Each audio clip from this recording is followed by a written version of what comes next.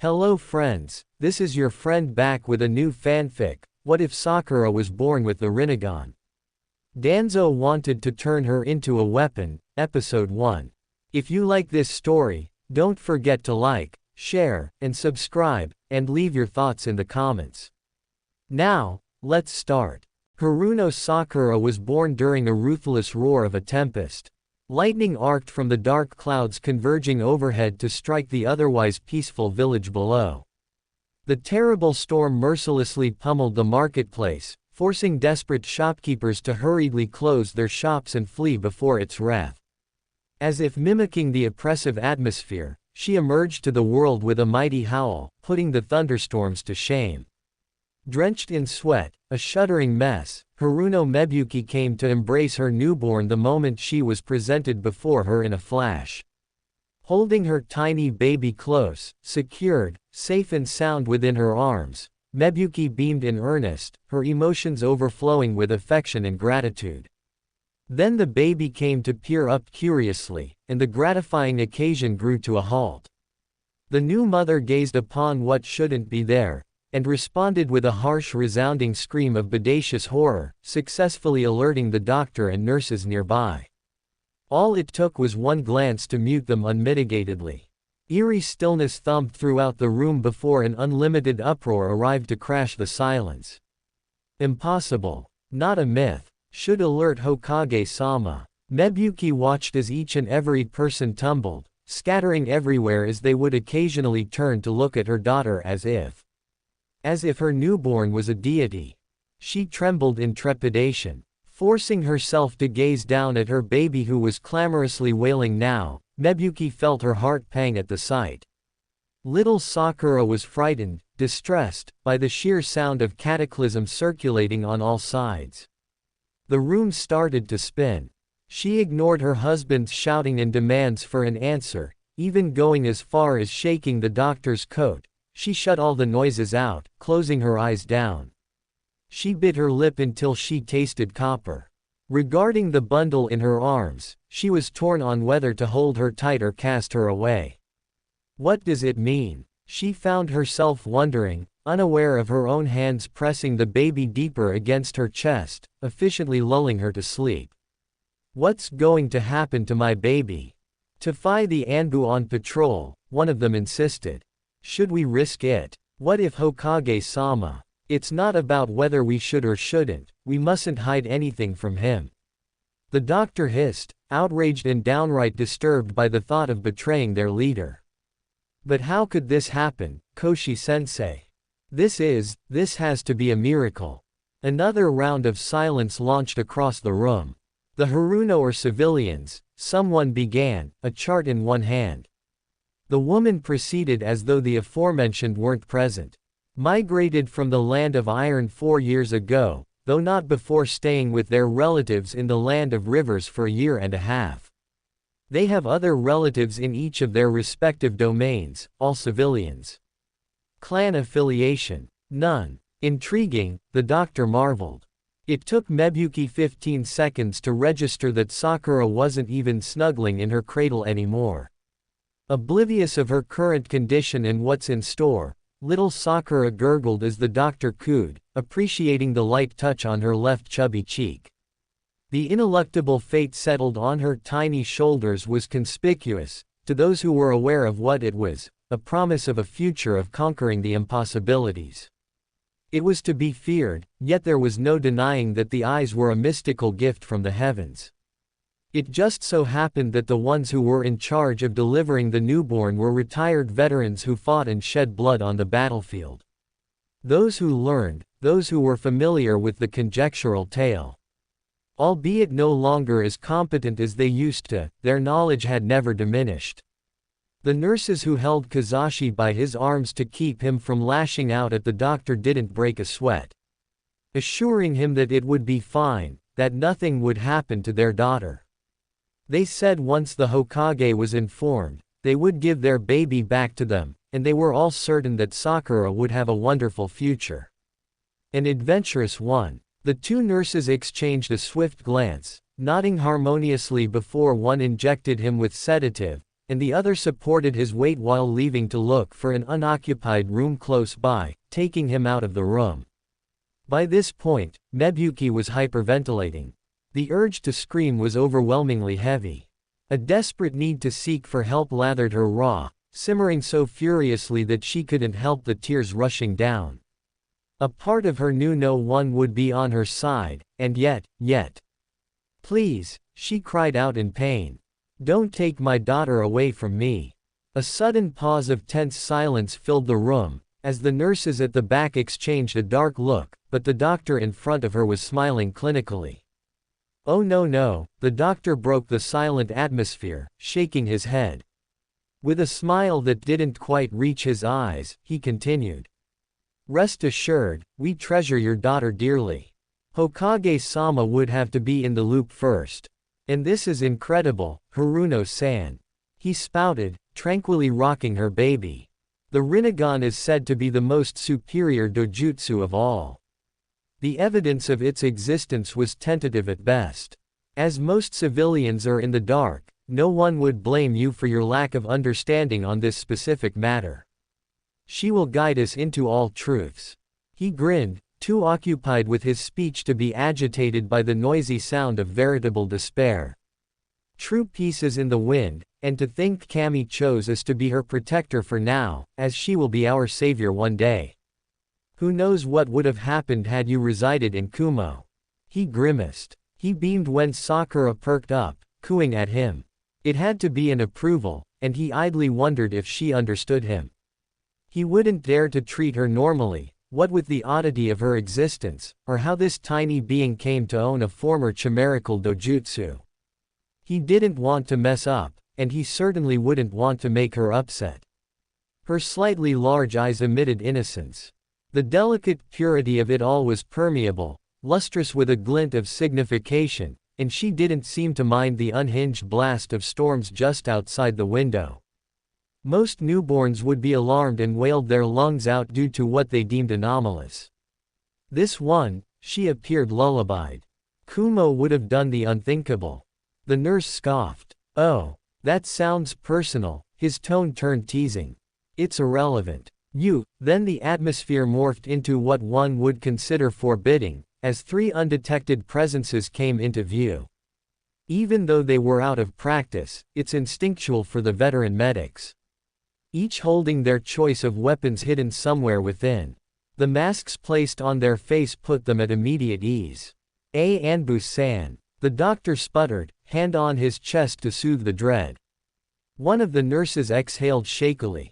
Of course they found out before we could directly broadcast the news. She shook her head, pocketing her weapon back. A sudden thump of footsteps resonated across the place, a fourth presence more dominant than the rest.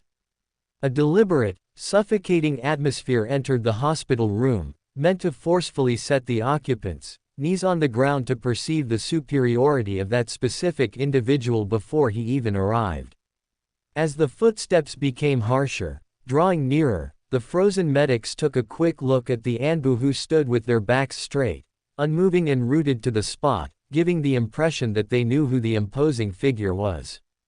Anbu-san. The nurse mouthed, growing uneasy over the lack of response and the impending threat looming closer.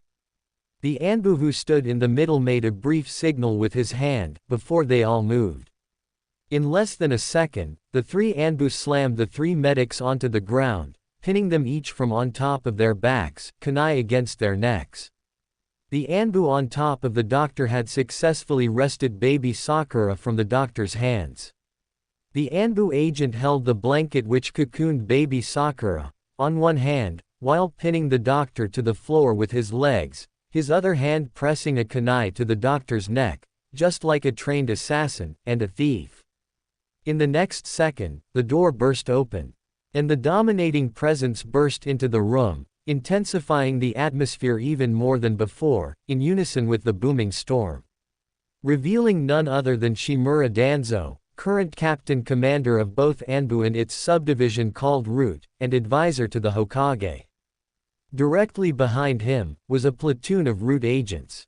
No, Mebuki screamed in horror at the sight of the medics she distrusted disabled by Anbu she distrusted even more. Be quiet, someone said. This is against the law. The doctor died as the Anbu sliced the kunai against the doctor's neck. Everyone watched in horror. Danzo-sama, the three Anbu greeted synchronically, as though nothing had happened, as Danzo stepped toward them. Danzo faced Mebuki. Mebuki trembled in fear. Please, she sobbed, her vision blurry as she reached her arms out toward the bundle of blankets held by the Anbu agent across the room. Not my daughter, please. Your daughter. There was a lilt to his raspy, deep voice, a smile to his face, as though Shimura Danzo found this greatly amusing. An aloofness, as though he were humoring her, when he didn't have to, when Mebuki Hano was a disabled post-labor mother on her bed. You mean my daughter? Mebuki felt the blood in her veins run cold. She felt herself paralyzed, and wasn't sure whether it was out of the impact of his bold statement, the unbelievability and absurdity of it, or his raw and overwhelming killing intent that's been looming amongst the room for a good 5 minutes. She forced herself to speak. What did you just say? Wait. Don't touch her. The Anbu agent who had killed the doctor had freed his baggage, dangling the baby by the blankets. The masked agent handed the baby over to Danzo. Even Danzo's revealed eye was wide, as he dropped his cane, like the prop it was to garner Sarutobi's sympathy, to free both his arms, and slowly took the baby into his arms, like it was made of gold, porcelain, as though it could break, shatter, or disappear at any moment. Danzo held the baby very gently, as though it were his own, as he tilted her head to look into her purple-ringed eyes. The baby stared back, curiously, unperturbed. Fascinating, he marveled at her eyes. To think I would live the day to see the Rinnegan. How very fortunate. Danzo turned his head toward Mebuki. How very much a miracle, what you've given birth to, Mebuki-san. Thoroughly disturbed, Mebuki reiterated, whoever you are, I don't know what you're talking about. I never wanted to be involved in any of that ninja mess. Just give me my baby back.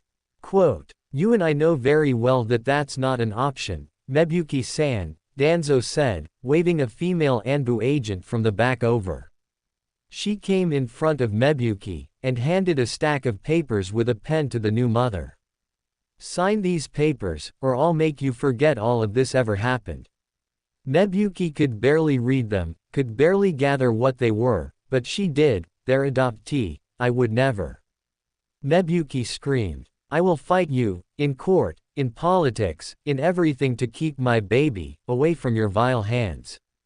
Haruno Sakura is legally mine, and Kazashi's. Speaking of Kazashi, where has he been? Danzo smirked, and Mebuki's blood ran cold, wondering, where has her husband gone in all the noise? Returning to what I was saying, Danzo continued, he was giving her an option. Who would you choose, if left with two options of who will live? A husband that you've been together with for years, or a daughter you knew less than 5 minutes ago? Mebuki was shocked and speechless. But then, cold fury swept through her shivering mess of a body. She was disabled utterly, but sheer willpower moved her body from her bed, her hospital bed, as she stumbled out of the blankets onto the floor. She smacked her forehead across the floor, blood pouring out all around her undergarments, her stitches opening up as blood made a mess. Danzo took a step back, looking down at her cynically, coolly. Mebuki wailed in extreme pain, but no doctors, no nurses were coming in to help, as all the machinery and life support medical equipment were beeping wildly and mechanically. The smile left Danzo's face, as though it reminded of something. His eyebrows furrowed, as though he was reminded of a dead friend, from the warring days. He frowned and clenched the baby tighter, strained, before he opened his eyes, as though resolving himself once again. He crouched down, looking sympathetic, then said in a gentle, low tone, you can always try again. It took Mebuki a second to process his words, and what they meant, he was implying for her to try to give birth to another daughter in the future. Who knows? I may even help you. You vile monster. It's an option, depending on whether Kazashi gets himself out of the picture, with his more impulsive antics and recklessness. Mebuyuki spat at his face from the ground where she was, despite all the pain. Danzo felt the saliva slide down his chin, and only stonily picked himself up, baby bundle in arm, and walked away. It was your choice. The next thing Mebuyuki knew, 3 Anbu agents pinned her down, despite the fact that she was already disabled and heavily injured on the hospital floor. And one of them, blonde, held a hand over her forehead, before she could struggle out of their fierce grip. And suddenly, she was forgetting everything that had just transpired, as her conscious world went black. She was being given amnesia.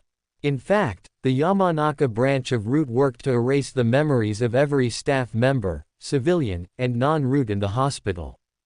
Meanwhile, Shimura Danzo, and his platoon of Root, left the hospital. They had taken the baby. There was also no paper trail or record that the Harunos were ever at the hospital. On March 28. That night, news spread across the village of Konoha that Danzo had finally gotten laid with a village woman who wished to remain anonymous, and she had given birth to a baby girl. There were also rumors that same night, the woman died at childbirth, leaving Danzo as a single father. For the first time in a long time, people felt sympathetic for Danzo. Danzo even held a small funeral for his deceased wife. The wife was a Root agent. At the funeral, Hiruzen Sarutobi stood beside Danzo looking mournful and said, "I wouldn't imagine how it feels to lose Bawako, my wife." Danzo side-eyed Hiruzen. "Old friend, I hope you finally understand now, this is why I do everything that I do." Softly, Hiruzen gazed at Danzo in the eyes. "I do, Danzo, I do." That night, Hiruzen gave Danzo 2 weeks vacation off Anbu and advisor duties, to mourn his wife, and take care of his newborn. Hiruzen already had 3 kids of his own, and had always assumed that Danzo would never have children of his own. However, defying all of Hiruzen's assumptions, Danzo had actually fallen in love and gave birth to a baby girl, only for his wife to die. A pang of pain and sympathy ran through Hiruzen's body, as he mourned for his old friend, who had given so much, sacrificed so much for Konohagakure. Part of him felt that, comparing the sacrifices the two of them made, that Danzo deserved to be Hokage more than he himself did. However, Hiruzen would never say that. Danzo's role was to be in the shadows, because no one else would do it. So with some appreciative look, Hiruzen thanked Danzo and left the funeral. Danzo smirked and ended the funeral, telling the Root impersonating old friends to scatter and leave. Danzo returned home, with baby Sakura, and on his way back to his Root HQ where he lived, he bought a book on how to raise infants. He also purchased baby formula. It was interesting. For the first time, Danzo was playing the role of family. As soon as he got home, he removed the seal on Sakura's eyes, and they turned from the fake green into purple eyes. "Still here, still good," Danzo confirmed.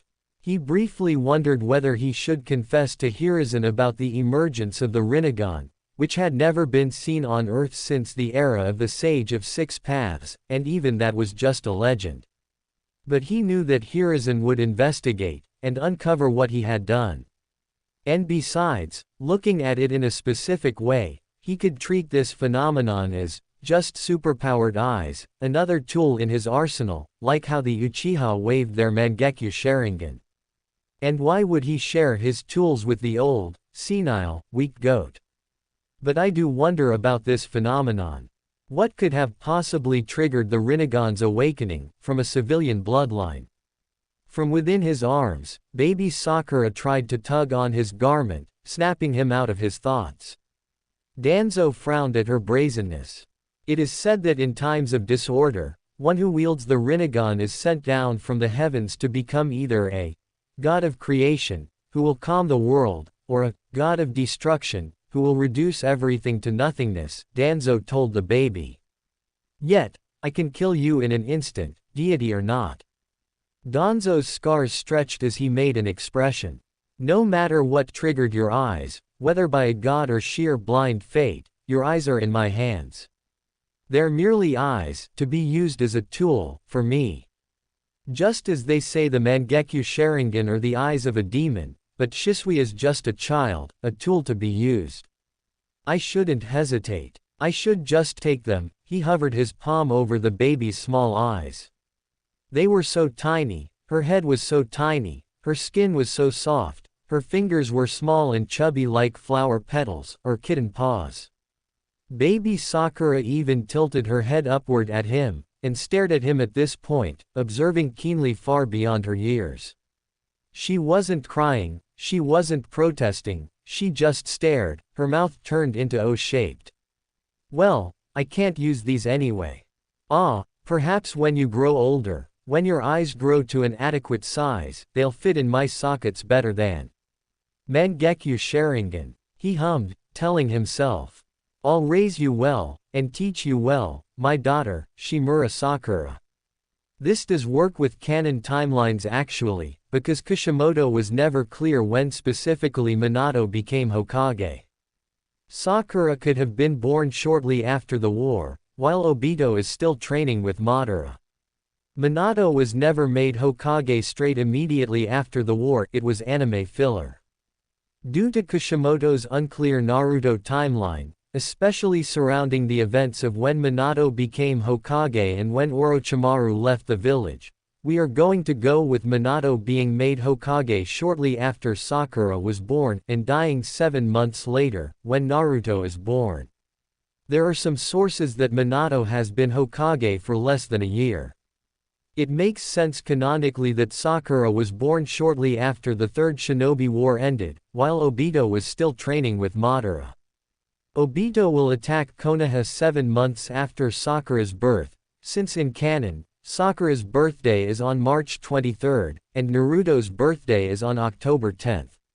For Chapter 1 to make sense with canon, let's say Hiruzen was still Hokage, but is retiring, and Minato is going to be Hokage for less than 7 months until Naruto is born. And, there are sources that reveal Orochimaru left Konoha 3 years after Naruto was born. So, I hope that clears up some things. You don't have to memorize or understand all this timeline stuff, just read or enjoy the story. Smiley face. Underscore. Chapter 2. Underscore. Single quote D backquote. Underscore. Previously. And when Sakura Shimura was just a toddler, Danzo Shimura called the toddler to crawl over to him, and said, "You're old enough to be trained as a root ninja now, and sole heir to the Shimura clan. Now, underscore. We have a meeting with Lord Orochimaru today," Danzo informed Sakura, who was just a few months old. "In the meantime, I will train you." He carried his daughter to the root underground base, to the training dojo. First, he tried having her learn to walk on her own 2 feet, but it was quite difficult. She only knew how to crawl on all 4s, or slide around the floor.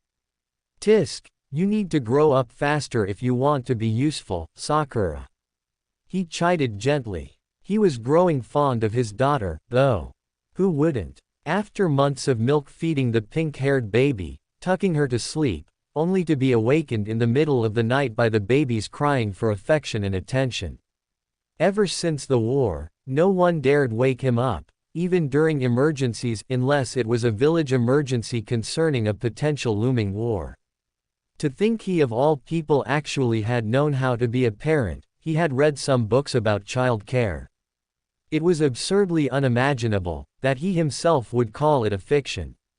During his younger days, before Hiruzen was even crowned Hokage, Danzo had once loved a girl.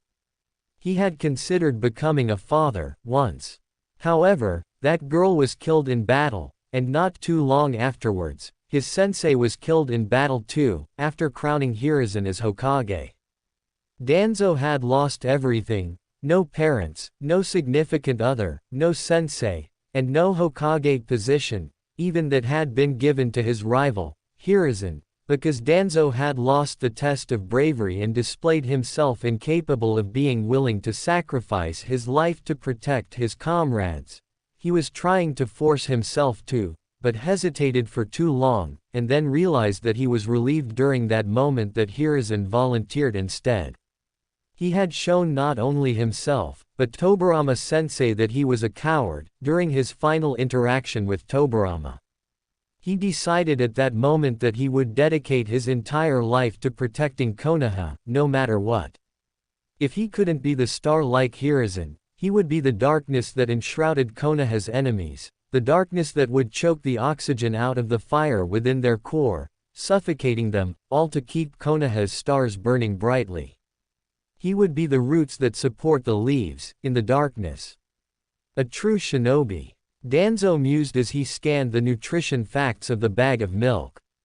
He'd gone shopping, and impressed the villagers, even the shinobi, whenever he went window shopping for his daughter. Everyone loved how he was the perfect single father. Multiple women even approached him wanting to flirt with him, and wasn't that revolting, but he was disinterested, which seemed to encourage them even more. Danzo was truly a doting father who didn't, and wouldn't seek a new wife. After arriving at the root training dojo with Sakura, Danzo continued trying to teach her to walk. There was a knock on the door. He extended out his chakra and sensed that it was the correct chakra signature. It was the same dark type as his own, Orochimaru's. "Come in." Orochimaru walked inside, serenely. He wore a kimono and had straight, silky, black hair, and pale, sickly white skin. "Greetings, Danzo-sama." Orochimaru inclined his head, and smiled, long, snake-like tongue licking his pale lips. "Welcome to Root, Orochimaru." Danzo greeted me. Orochimaru was not officially a Root shinobi, but an ally of Root. Orochimaru was Hiruzen's student and reported to Danzo about Hiruzen's actions. They had a quid pro quo deal going on. Danzo would supply Orochimaru with corpses, as well as live bodies of human children, some of them kidnapped from Konoha, others kidnapped from outside of Konoha.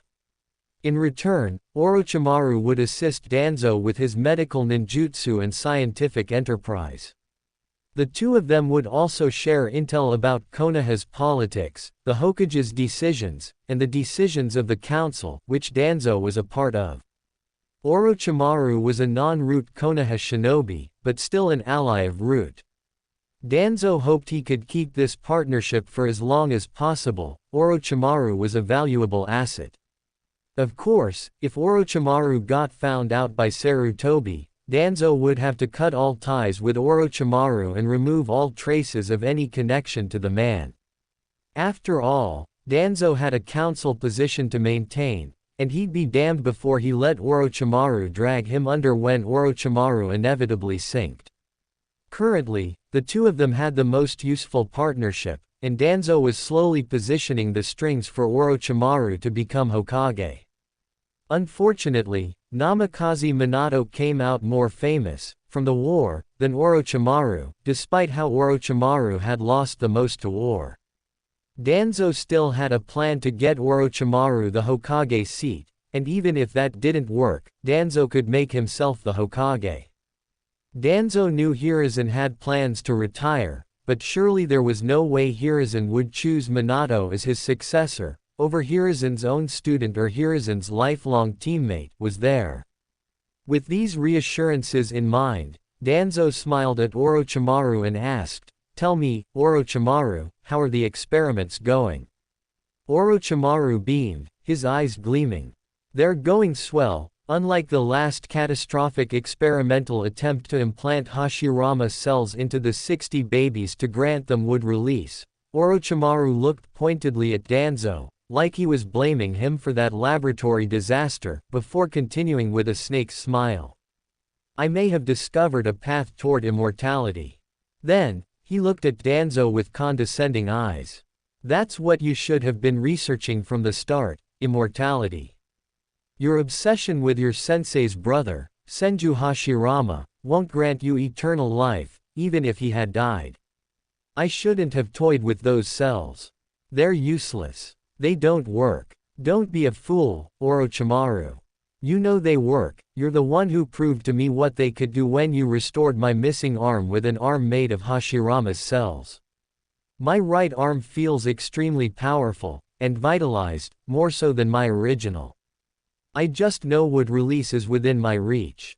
And it didn't work. Orochimaru rolled his eyes at Danzo. Now we have 60 dead babies to dispose of, and don't make me do it. I'll be a fool to get caught by the authorities for conducting your illegal experiments. I'll leave you to dispose of them. Here's the address to the hideout where the babies, which may have grown now, are in tanks. Orochimaru handed Danzo a scroll with the address. Apologies in advance to your root agents for the rot. I left the bodies there for a few years unsupervised. Danzo made a grim line with his mouth. That will be all right, Orochimaru. Have fun disposing of dead babies, Orochimaru sneered. His yellow eyes finally flickered toward the bundle of blankets held in Danzo's arms, where little Sakura was.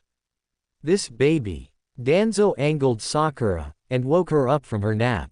She opened her eyes, revealing purple, concentric eyes. Orochimaru gasped, blindsided and shocked. This baby's eyes, even Orochimaru had heard legends about them, he had read ancient books about them. They were the eyes of the Sage of Six Paths, the founder of ninjutsu, the true god of shinobi. I didn't even know that the Rinnegan still exists. How did a scoundrel such as yourself get your hands on it? Orochimaru never knew he would be seeing these eyes, on the body of a baby, much less a baby held within Danzo's arms. Orochimaru had heard that Danzo had a daughter, but is that truly his daughter? He called the bull on that one. It was way too good to be true. Even if a god were to be born in this world, for that god to be the offspring of someone like Danzo, the scummiest of all scums. It was almost as blasphemous as Orochimaru himself giving birth, in a female body he took, to a kid with Rinnegan. It was scientifically impossible, he didn't have the genes for it, and even if there was divine intervention, even if God existed, God wouldn't choose him. God wouldn't choose Orochimaru to spawn a Rinnegan child, and Danzo was just as bad as him, if not worse. How very curious. Orochimaru exclaimed at Sakura, clasping his hands in delight. How badly Orochimaru wanted to pause his immortality research, to find out just how this marvel came to be. This is my daughter, Shimura Sakura. Sakura-chan, meet your godfather, Orochimaru. Danzo supplied. Sakura waved her chubby little fingers at Orochimaru. Orochimaru stared at her in fascination. This is my first time seeing her. Once again, I never expected that. Your daughter has the eyes. The Rinnegan. Orochimaru was transfixed, and fascinated. Is your meeting with me today, to let me experiment on, the eyes of the Sage of Six Paths? No, Orochimaru. We may be lifelong allies, but I have plans for her. Maybe after the plans are fulfilled, I would consider handing her over to you, only after you've proven yourself reliable for even longer. How much longer? Maybe 35 years. Orochimaru frowned, but decided that he could wait. That amount of time was only a blip of a second once he attained eternal life.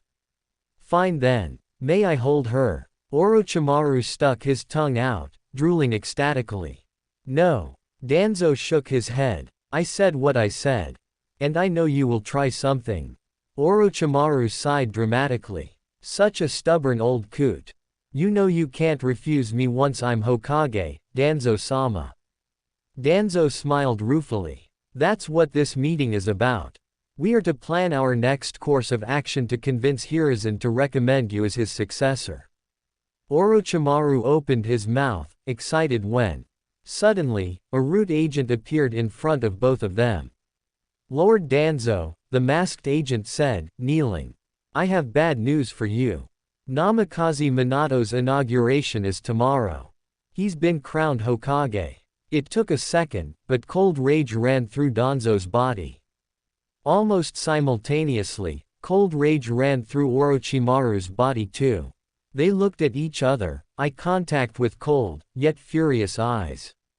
Suddenly, they both drowned the room in killing intent, cowering the root shinobi even lower upon his knees, and turning his face white. Within seconds, the root shinobi was gasping for air, hyperventilating on the floor, unable to breathe.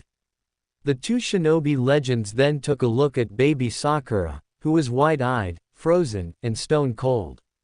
Immediately, they both retracted their killing intent before the baby suffocates. Danzo, however, was mad. All his hard work, all his strings and politics pulled to position Orochimaru for Kage, thrown out the window because of Sarutobi's favoritism against his own student, Sarutobi's fakeness. Orochimaru was equally enraged, falsely led by blind promises from Sarutobi. Why else had he worked so hard for Konoha, only to lose to a 20-year-old student of his dumbest teammate? Leave now. Pissed off, Danzo threw a kunai at the root agent. The kunai cut an inch into the root agent's chest, rupturing something without killing him, and the root agent gasps and runs out of the room. Then Danzo directed his eyes at Sakura, who had rolled onto the floor and is now crawling around his feet. Suddenly, Danzo grabbed her by her collar and held her up. "You," he snarled. "Aren't you supposed to be a deity?" Orochimaru stared wide-eyed, not expecting this development. Lord Danzo. Get out." Danzo turned furious at Orochimaru. "Yes sir, yes Danzo-sama." Frazzled and excited, Orochimaru eagerly exited the room. But he did not truly leave. He dipped into an inner breach of the corridor, and remained there, hidden. Orochimaru tried hard to eavesdrop. He even summoned a small, white snake and had the snake slither closer to the room he had just left, to continue monitoring the situation. Like a predator, he was hungry watching what happened to the baby. After grabbing his cane, Danzo turned Sakura upside down, holding her up by her ankle. "Kill him," Danzo hissed. The order fell unclear, a hushed, vindictive tone. Promises of vengeance perfected the depth of his resentment. She gifted him nothing but a clueless, unknowing stare, and it only served as an additional boost. She was dangling her whole body off the ankle now. Struggled under his vice-like grip. Sakura, never having spoken her first words before, unsure of the concerns and happenings of the world, stayed silent. The only instinctual tears poured from her eyes, rolling past her forehead onto the ground. It happened before she could blink. She wailed as he whipped the cane against her stomach. He repeated his words, an order after an order. The name that triggered his anger kept on flowing out of his mouth. The object was everywhere, striking upon her tiny form. It was done without the intent to kill, replaced with a firm purpose to harm, and yet it had the potential to cripple her for life. Fresh blood dripped on the floor. She was, almost unmoving. Breathing too slow, too shattered to whine. K. Sakura choked out blood and her eyes rolled backwards on her head. It looked like Sakura, barely a few months old, had passed out cold. Danzo heard a few cracks, and wondered whether he had gone too far, and broke bones. Danzo heaved a sigh, gasping for breath. Gently, he laid her upon the ground. "No. Summon no," he called into a loudspeaker. Hidden, Orochimaru spied the root agent, Nono Yakushi, from the other end of the building making her way to him, and watched her run into the dojo where Danzo had called her to. Nono Yakushi came into the room, and kneeled. "Yes, Danzo-sama. Heal my daughter." Nono Yakushi peered through her light brown bangs, to see Sakura laying out cold on the floor, in the pile of her own blood. Nono felt her own blood run cold. Within moments, she was instantly sitting in front of the toddler, healing chakra forced upon her hands, pressed onto Sakura's chest. She healed all of Sakura's bruises, bleeding, and wounds. During the entire time of healing, she wondered whether it was Danzo who abused her. Like a mother's instinct, she opened her mouth to question him. This girl is just a baby. You can't be training them this young, you usually wait until they're at least 3. How did she? Suddenly, the body was dragged forcefully away from Nono. She instinctively reached out, but was met with Danzo's cane smacking her on her hands. Nono recoiled, eyes wide behind her round glasses. Don't question your leader, Danzo said, holding Sakura up by her ankle again. Remember your place, young root operative. Who is funding your orphanage? Who is keeping your son fed? Who could cut all that off? Nono swallowed and stayed silent. Danzo smiled, and resumed beating Sakura up with his cane, muttering, "Kill Minato," over and over again. Danzo avoided hitting Sakura's head. He didn't want to cause brain damage because that would make her useless when she grew old enough to be a root operative. His Yamanaka healers were not skilled enough to heal head trauma, and neither were Konoha's brain surgeons, they'd also ask far too many questions. The body, however, could always be healed by his root medics, such as his best one, Nono Yakushi. Thus, Danzo resumed his physical abuse. Closing parenthesis. Sakura cried endlessly, in the sea of pain, of white and blindness. She was unable to predict where the cane went. She was completely, mentally broken. To have all the bones in her body broken, to have her skin on all her body parts cracked open and bleeding from the beatings of Danzo's cane, only for the root medic to heal all her wounds, only for Danzo to start over again, it wasn't just physical, but mental torture. She was only 1 month old. After hours of crying, all her tears had dried. No matter how much damage Danzo continued inflicting upon her freshly healed by Nono body each time, tears would not come out of Sakura's blank eyes. She was like a lifeless doll that Danzo held onto and beat, like a literal puppet. Eventually, Danzo grew bored. Heal her up, Nono, Danzo said, setting Sakura on the ground before her. Sakura tried to stand, but fell straight on her face, but didn't even make a sound at the clang. Nono had eye bags under her eyes, and her own heart had gone black with guilt, constantly regretting not fighting Danzo hard enough. Upon being told that this was the final healing, Nono completely healed Sakura's body until there was no evidence of any abuse there. That's it now, Nono, Danzo said, staring at her with black eyes. I see you're out of chakra. I'll deposit 10 million ryo in your orphanage's bank account tomorrow. You can go home, and take 2 weeks off from root. Look, after your son. Danzo's last words sounded less like empathy and more like warning. You know what happens to Kabuto if you tell anyone. Nono bowed her head low, for a long second, before she turned to leave. As she was walking out of the room, she took one last look at Sakura, who was still laying on the ground, wordlessly and silently, staring at the ceiling. Perhaps she should take Sakura to the orphanage. Sakura and Kabuto could be siblings. Nono reached outwards, toward Sakura's completely healed body.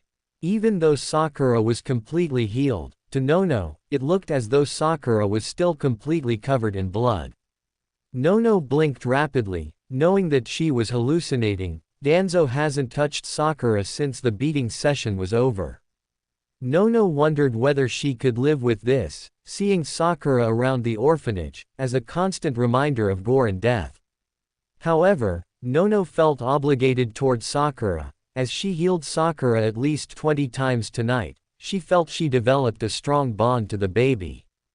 However, at the same time, Nono had PTSD whenever she looked at Sakura.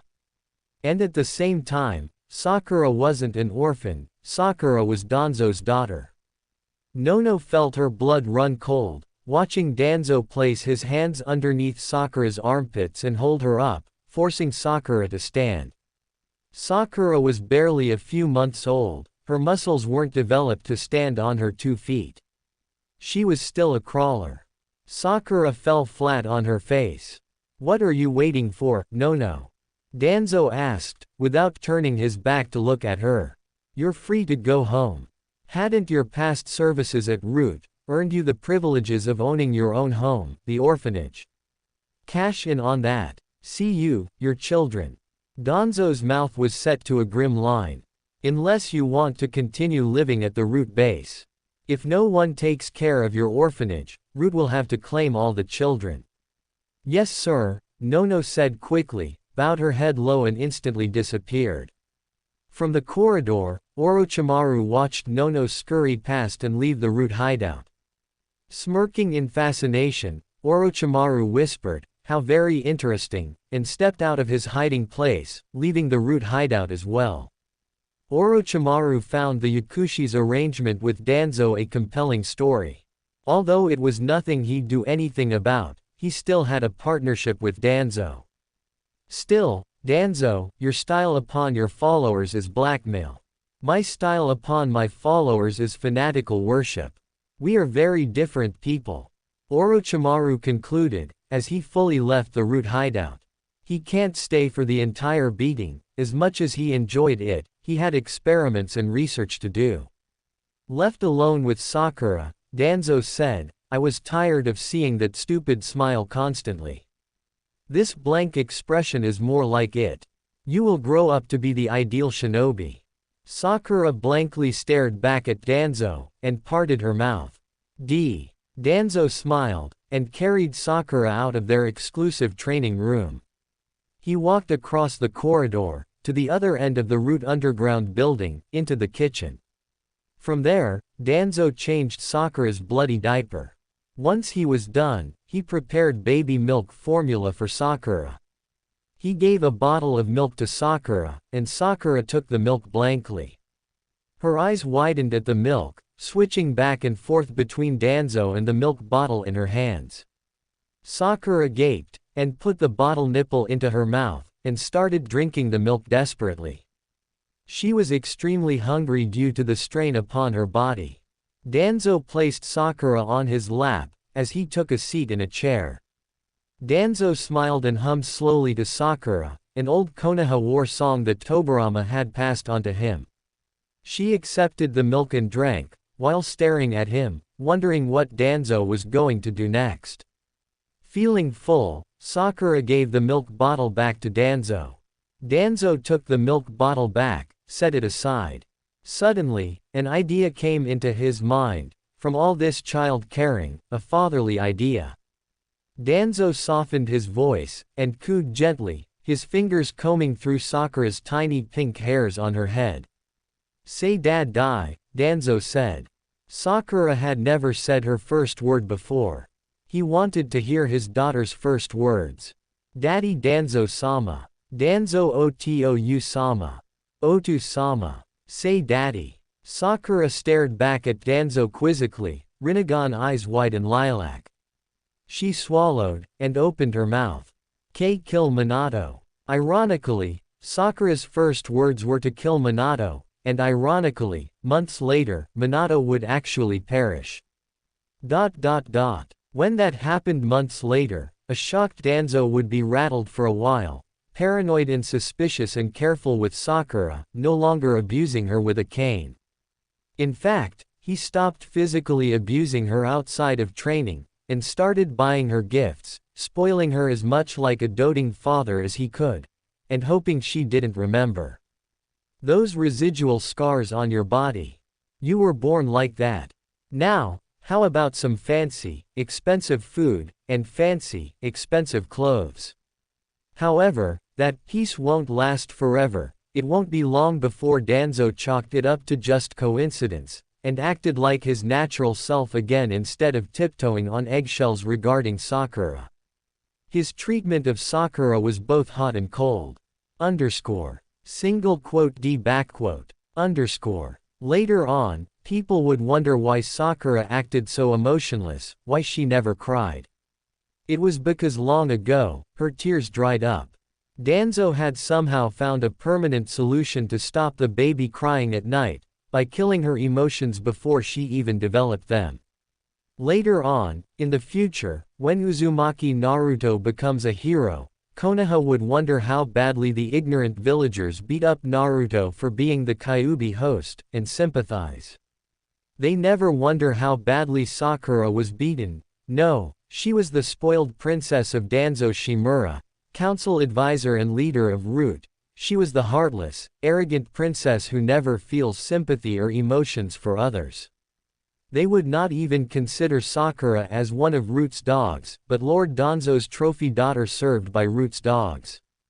And they would be half right. Hot, searing pain that burned all her nerves. The complete, pitch-black darkness, and the complete loss of thinking. She was dead to the world. Her cries of pain hadn't once deterred his wrath. Unresponsive, thoroughly benumbed. It hadn't been a year since her emergence. The act of verbalizing her thoughts, to express her agony, was out of her reach in every way. However, she knew exactly what she was thinking. The workings of her thought process inside the marginally developed mind was far more progressive, and none of it was a coincidence. Even if only by visual imagery, she more or less understood. She noticed that the man, and he was a very familiar figure, hated her. If he didn't, why did he beat her up? Why didn't he stop when she was crying? Why did he punish her so much? Sakura felt fear throughout all the pain. She wondered when all the pain would end, perhaps never. Her heart and head clenched in agony. Her body and all her nerves felt like frying. Sakura tried to consider all the ways to suppress this endless pain, although, being upside down and constantly taking beatings, Sakura found it quite difficult to focus her thoughts. She needed either this man to stop, or someone to save her. No, she had to escape from it, but she didn't. How was she supposed to stop him? She screamed into the void, head splitting, ringing in her own ears. When she opened her eyes, all she could see was fresh salt water from her tears rolling up her forehead toward the ground above her line of vision. Then, like magic, the pain was no more and it was bliss. Each part of her muscles re-energized, all the damage being reversed, and a new energy flooded her very being, strengthened, restored her to the hilt. Apparently, someone had come to a rescue. To patch her up, healing her altogether. She found peace. Abruptly, the gnawing fear came back to life. Despite how much she wanted to relish and enjoy it, she was terrified to get too complacent. What if it happened again? She focused as much as possible on the pleasant feeling the woman gave her. She could feel this foreign force of energy hitting certain parts of her body, the way her bones melded together, and how her cells regenerated. When the woman removed her hands, Sakura let out a small sob. Immediately, Danzo lifted her upside down by her foot again, and the beatings resumed. She felt betrayed. She hadn't been able to learn anything. She tried her best to mimic the woman's work, but all she could feel was the frightfully familiar form of torture forced upon her.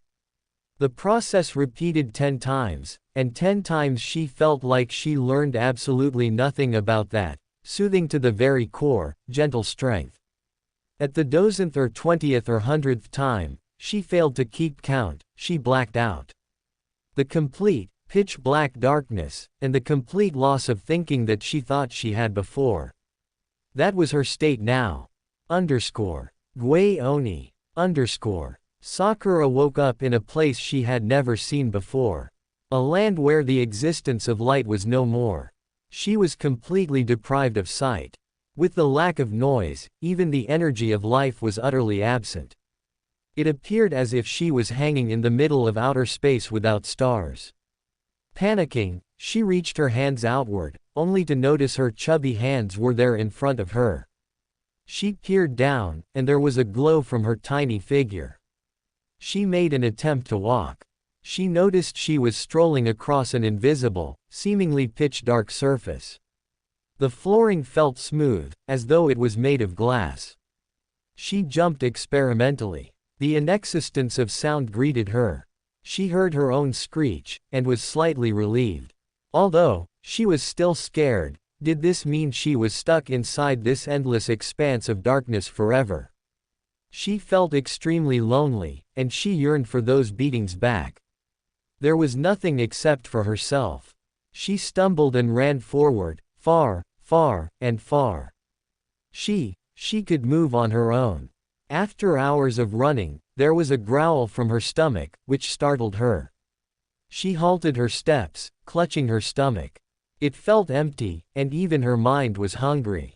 Her mind. It was her mind, a place where she could mentally retreat to, and a place where she could escape. This was all in her head, which meant she could wake up from it. The outside world was far better, it felt greater than being trapped in a void. She could take the pain, she preferred it even. She expected to snap out of it, to wake up from this empty space. Sakura had had dreams before, and knew how to wake up from them. It was by doing an extremely harsh action, to force her body forward as she was living through her dream. That tended to jolt her awake, back into reality. This one, it felt authentic. So much that it was essentially real, and she could treat this mindscape she's hiding in like a dream to get out now. All she had to do. A part of her wondered if simply hurting herself would work, since she got so accustomed to pain. She jumped forward, hitting the ground with a silent thump. She rolled onto her knees, smacking the ground repeatedly, attempting to shatter the glass in order to fall through. She gasped, staring at the surface which was beginning to crack under the force of her small hands. She slammed it furiously until her hands bled. She kept striking the ground until it broke through, and it shattered. She wasn't prepared for the outcome, screaming in fear as she fell through. Whoosh! She felt herself falling for a few minutes, but nothing in her vision had changed, only what she was physically feeling. The gravity pulling her downwards, the free falling. She began to fret, questioning whether this was going to last forever, as she was beginning to regret it. Just when she started to bear doubts, she wasn't able to decipher it. Sakura was falling through a galaxy. Surrounding her were colorful stars, of various distances, in an endless expanse of space. But due to the sheer distances of the stars, being light years away, she was falling slowly relative to the stars. Though unfamiliar with the view, she's capable of admiring the sights. She shook her legs and tried to propel herself, to fly toward that random sparkle, because unlike the utter darkness that was all there was before, at least there was something now to travel towards. It was, her brows furrowed. It was massive, she was certain of it, and it was dark. It was a massive black hole in the middle of space. Exclamation mark. Bizarrely, a smaller black hole emerged in front of her. A pale hand seemed to reach out of the smaller, black portal, and grabbed her. She had a split second to consider whether to let it grab her and pull her into the black hole. Realizing she didn't have any other options, that this was something different, she allowed it to. The hand pulled her through the mini black hole. That thing, that creature pulled through a black portal that was similar to a baby's waterslide, only galactic themed and weird. That creature was flying, and she too was flying alongside it. That creature was of the same size and stature as her, much paler clone of herself except with horns, and a part of her felt that she wasn't the original. It popped out on the other side of the portal, and she landed on a white, rocky ground. That creature landed somewhere behind her. Location-wise, they were standing on the moon's surface, a white moon. It could have been a different moon from the one that revolved Earth. The dust skies were dark and sprinkled with glittering stars. "Don't leave me." A feminine voice that sounded like glitched music came from behind her. Surprised and fascinated, she turned around and peered at the creature. It stared back at her. She had never seen anything like it. It had pale skin, horns, and was the same height as her. Both of them looked older than they were supposed to. She was only a few months old, but she was in a 3-year-old body herself.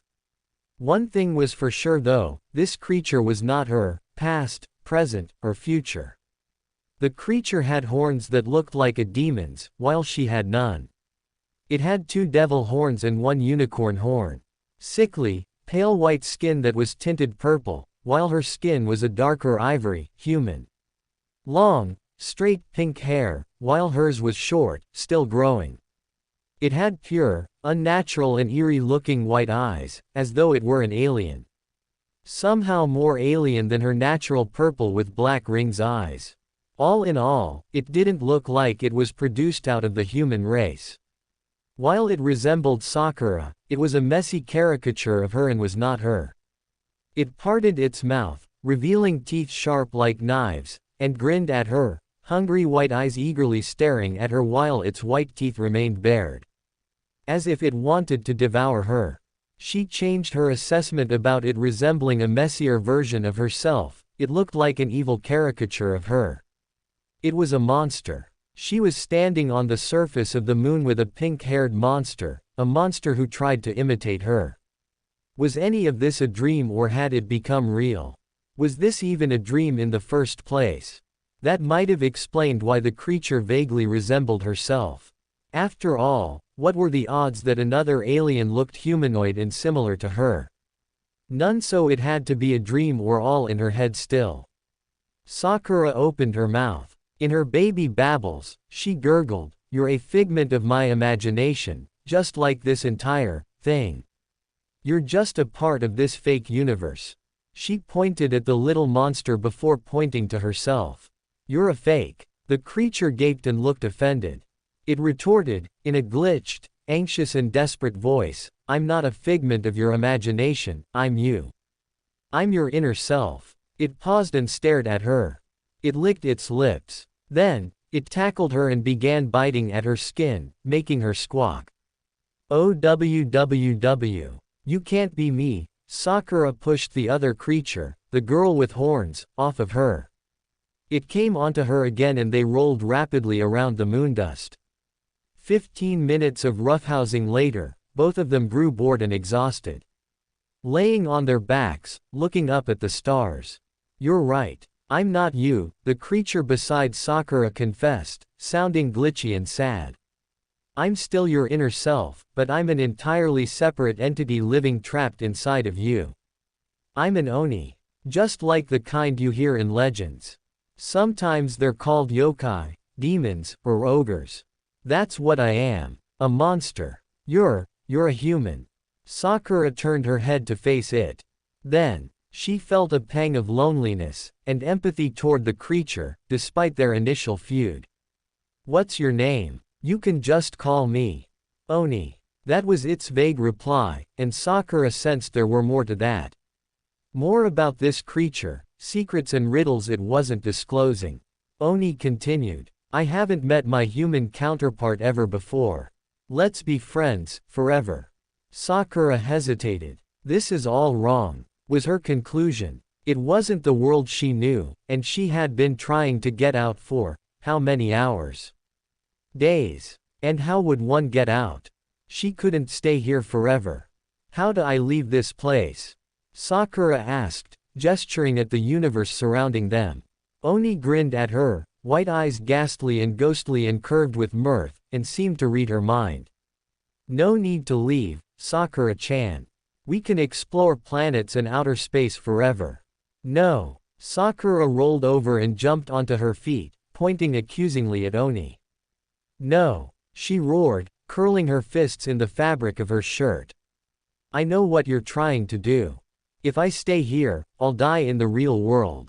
She didn't know that for sure, but that seemed logical. If her consciousness was focused in this realm, wherever this was, then that meant that there was nothing controlling her real body. Her body must be asleep right now. "My body," she bit her bottom lip, "will be in a coma. Daddy would kill," she spilled out the term with terror. "Me, if I never wake up. What if he," she couldn't finish her sentence. She may be a baby, but she could articulate her thoughts and worst fears in this realm, this mindscape, even if she was vocally incapable in the real world. "Don't worry, Sakura-chan." Oni cackled madly. "We can pause time. 1,000,000 years in this universe would only be 1 second in the real world. 1 billion years. 1 trillion years. Spend 1 quadrillion years here in this realm with me, and I'll let you return to the real world for 3 seconds. After those 3 seconds, you can come back and repeat the cycle with me, together." We'll be friends forever. We'll outlive planets, stars, and galaxies, as they die in rebirth, and we'll still be here, we'll just watch. Sakura stared at the creature like it was deranged. So you're not going to help me get out? I guess that leaves me with no choice. She raised her hands, wrapping them around her neck. I'll kill myself and see if that gets me out. Sakura decided, squeezing it with solid determination. Don't. Oni grabbed her hands, and began to plead. Please, and the strong grip made her uncomfortable. No, please, so I won't be alone anymore. Please, its hands rested on her shoulder. Stay. Sakura stared at it silently. That only seemed to enrage it. Why? It demanded, full of tears and anger. Why do you want to leave? Your father, it sneered. The title was uttered with absolute disgust. In the real world hates you. No one loves you on the other side. You only have yourself, you only have me. I'm the only one who cares about you. She couldn't bear it anymore.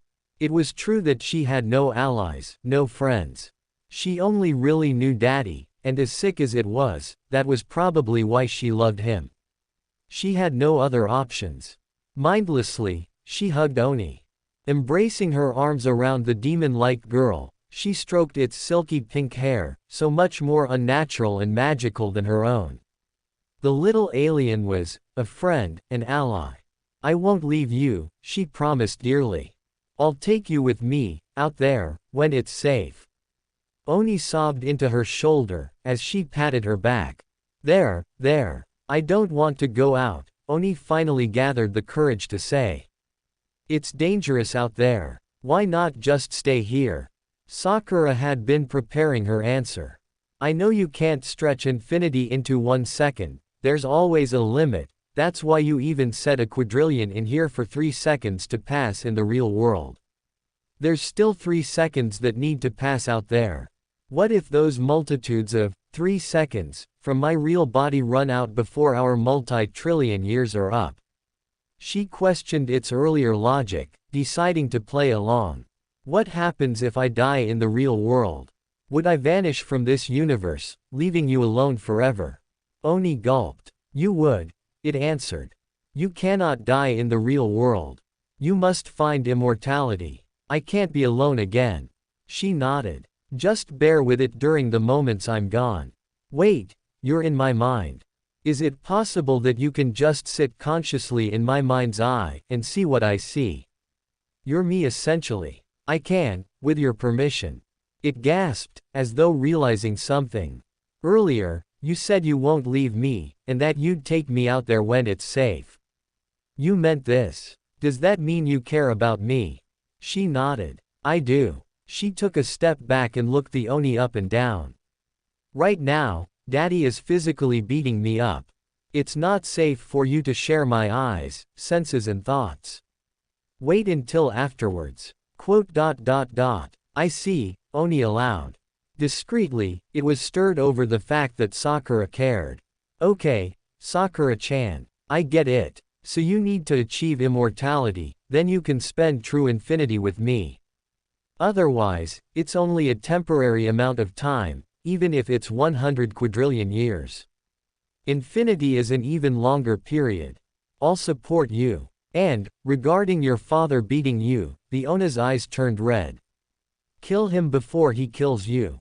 She gulped. She didn't think she would kill Daddy, she loved him. I'm sure there's no need for that, she replied, then put her hand over the Ona's shark mouth before it could protest. If he beats me up again, I'll come hide here with you, and come out when it's over. Oni pushed her hand off. Don't let him beat you up anymore. Get stronger. Stronger. Defend yourself before he can lay a hand on you. Not learn that healing power that woman used to fix me. Sakura wondered. No, Oni grimaced. The answer isn't to just heal yourself after getting bruised. The answer is to not get hit in the first place. It's like with genjutsu, you won't have to break the genjutsu, if you simply don't get caught by one in the first place. What? That's too advanced for you right now. You're still young. Start with the basics. When you return to the real world, just ask. Ask Danzo to hire tutors to teach you how to read and write. That's going to be the only way you can justify and explain away about how you're improving and learning so fast, without drawing suspicion, you were self-studying. When you come back here and I teach you anything, you tell Danzo you read about it in a book. Or figured it out yourself. He must not find out that I exist. Yes, Oni. Sakura said. I'll do that right away. Can I get out now? Oni nodded. The way you leave your mental plane is just to think, and focus hard on something in the physical plane. Focus on something in reality. Something that's a greater pull than this mental universe. It's just like in real life, if you're stuck in your head, you can distract yourself. So try it. Sakura felt a little confused, but decided to try what Oni suggested. She closed her eyes, and focused this time on what happened before she passed out. She focused back into the dojo where she was getting beat up. The scent of fresh milk and a baby bottle. She focused on that new image that appeared. When Sakura opens her eyes, she sees Danzo handing her a bottle of fresh milk. Sakura smiled evilly, but kept her baby face, and accepted the milk bottle eagerly. Kill Minato. Oop. Thank you, Papa. Sakura said instead, and drank the milk. Danzo hummed. You're learning, since your body is too frail and small to train. You can't even walk. I will make my root operatives teach you how to read and write. Oni purred inside Sakura's mind. You didn't even need to ask. Little Sakura gave a tight smile, and beamed up at Danzo. Thank you, Dada Dandan. In fact, Sakura would study hard, learning to speak, read, and write, over the next few months, with Ona's photographic memory and existence to assist her. In the future, Sakura would wonder whether or not the universe in her mental plane was modeled after the actual universe in the real world. She would wonder whether she could use it as a map, whether her mindscape was an actual model of the universe or whether she simply just had a big imagination. With no immediate way to find out about space, Sakura would consider getting into astrology and inventing a telescope to find the answer. They had never kept it a secret. This, Danzo had long noted while surveying the content of the latest report his soldier had submitted. There hadn't been an announcement. Uzumaki Kushina's developing stomach was the sole evidence. Despite having no freedom to set foot beyond the border ever since Kushina began to show signs of pregnancy, the woman often went grocery shopping and would stop by the Uchiha compound occasionally. It was public knowledge to keep that intel within the village. Civilians knew when and where to blabber. Not a word of the pregnancy news was leaked beyond the village, due to dangerous prospects and the idea of causing inconvenience towards their beloved, new Hokage. Minato had never once given Danzo the opportunity to meddle. It's a private matter. He once shut them down, blocking any advances that could benefit the council. Pity. Danzo mused, as this was regarding Minato's spawn.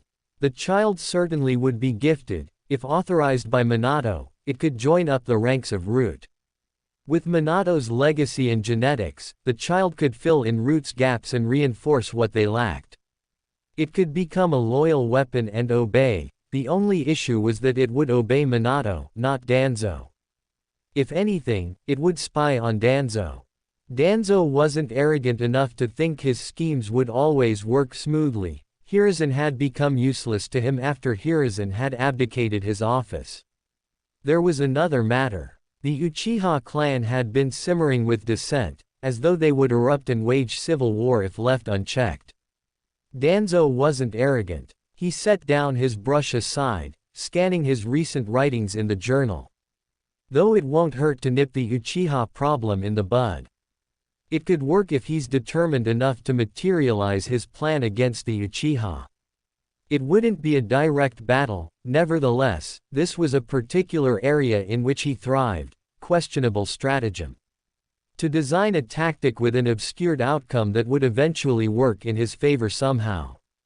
After all, Konoha wouldn't be thoroughly affected by the destruction of one clan.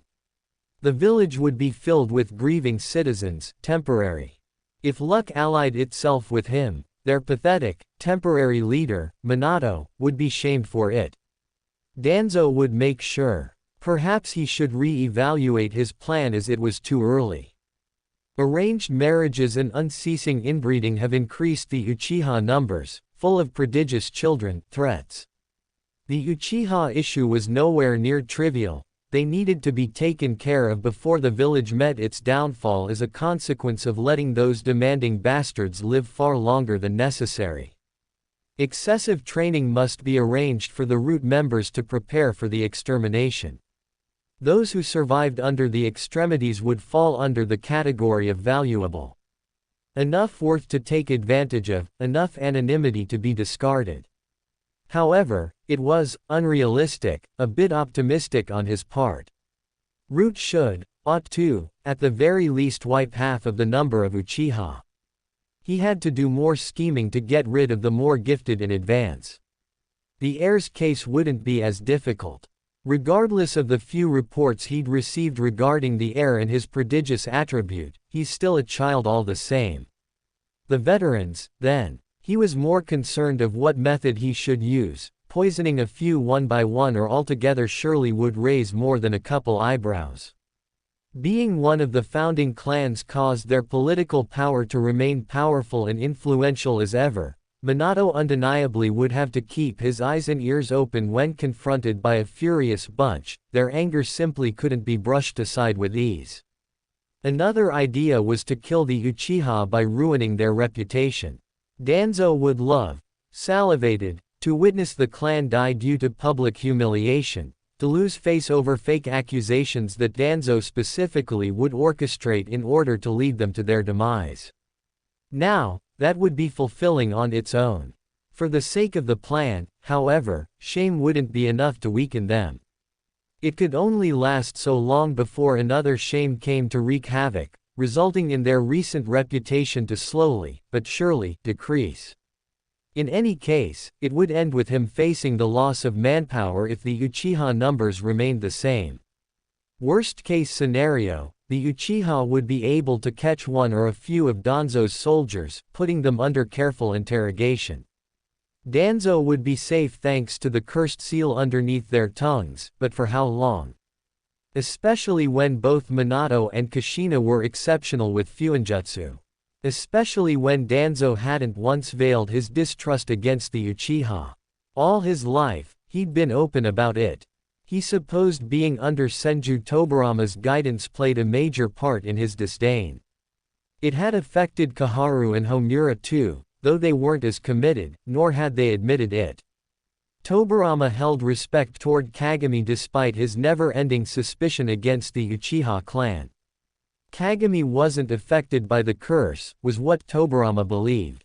Danzo recognized Kagami as an exception, and he chose to bury the memories. Minato wouldn't be kind enough to let it pass. Danzo couldn't afford to slip up, and he knew Orochimaru would rather throw him under the bus despite knowing his experiments could be revealed anytime for it. What is it? Indeed, what piece was he missing? Danzo needed to bring the plan to its full extent. The clan had to go, and as a bonus, Minato should go down with the clan as well, though it shouldn't be treated as a bonus since this time around, Minato was his main target. He'd been considering the fall of the clan, and Minato just happened to fan the flames. Now what can become the final piece to the downfall of his enemies, the final nail in their coffins? Something, anything, to ease his shoulders.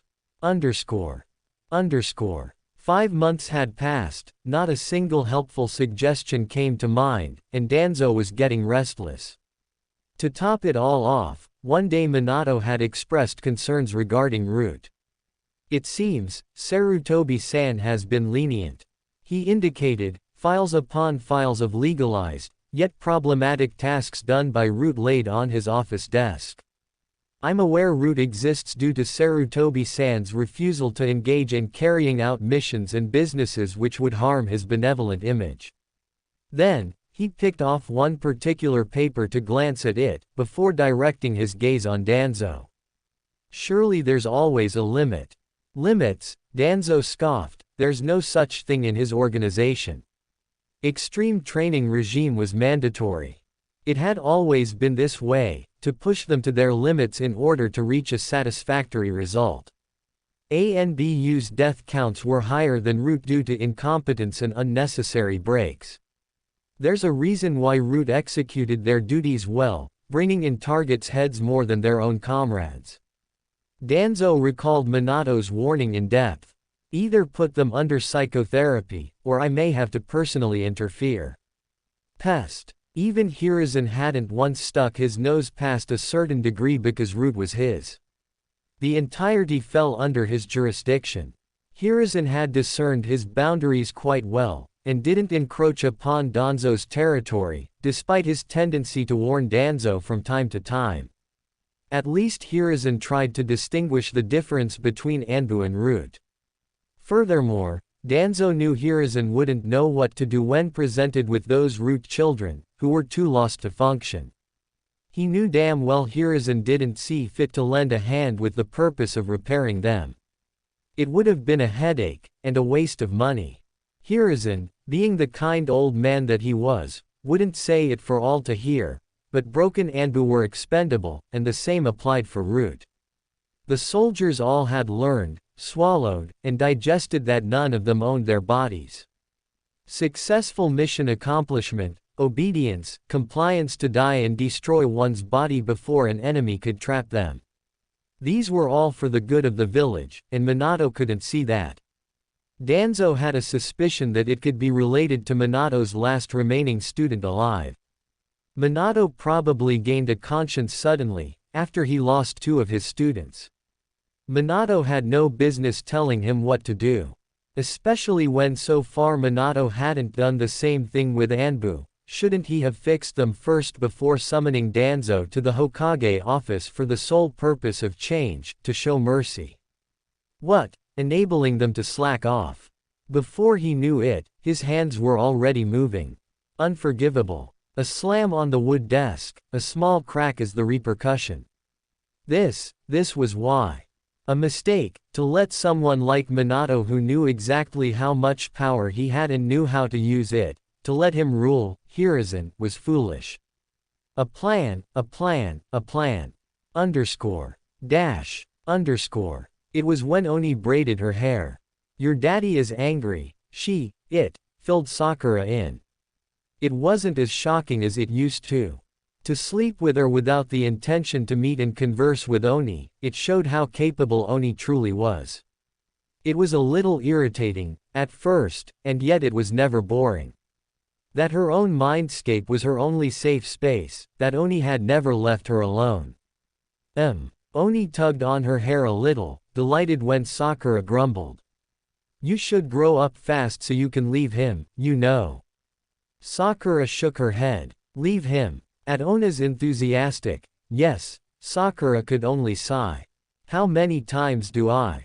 You're so stupid, Sakura, Oni complained, marveling at her work.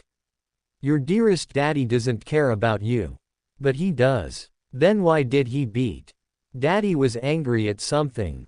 And you think that's a good reason to suffer from it? Sakura's silence was pitiful, it was a constant denial, annoying. That stupid man didn't deserve to have Sakura's undying trust in him. I just wish there's a way to convince you one day. I believe in him. MMPH, that's what I thought. Sakura had to believe in something, after all, shouldn't that be a reason to keep on living? That she had to rely on faith, otherwise life would be really, really sad.